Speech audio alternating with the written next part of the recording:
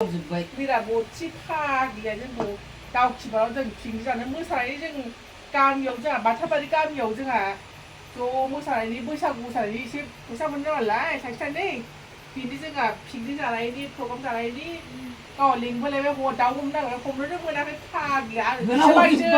พี่ชิบายเจ้อ่างเนี่ยเจ้าทุกคนไล่เนี่ยพากอย่าอ่างหลังอ่ะจริงๆก็ใครมาช่วย ชาต้องใครชนะอ่างเลยคุณร่างขาน่ายมาแล้วนี่ไม่ได้คุณรู้หรออ่างเนี่ยอีไม่ชิบายชนะต้องใครอ่ะกูแล้วมาเชื่อเลยหัดไทยเล่นเอาถักรันชูดเกอร์เล่นเอาเชื่อยิงเล่นเอาถักรันเชื่อเลยได้ชื่อพุ่นนงมันก็ลิงเพิ่นมาถึงมันหนึ่งชุดเขาปาทุลันนั่นนี่ก็ว่าจะเอาผู้ก็เปลี่ยนจะไป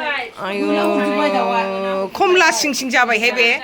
แล้วท่านรู้ว่าท่านจะเอาจริงหรือน่าที่ลำบากเธออ่างเนี่ยพิจิกรรมเยอะจังละมันละทาราไปแต่พุ่นจะเอาขยะทำที่เลี้ยงบิลลิงบีดพุ่นจะเอาขยะเอาเลี้ยงบุตรมันว่าอันน่ะบอกไป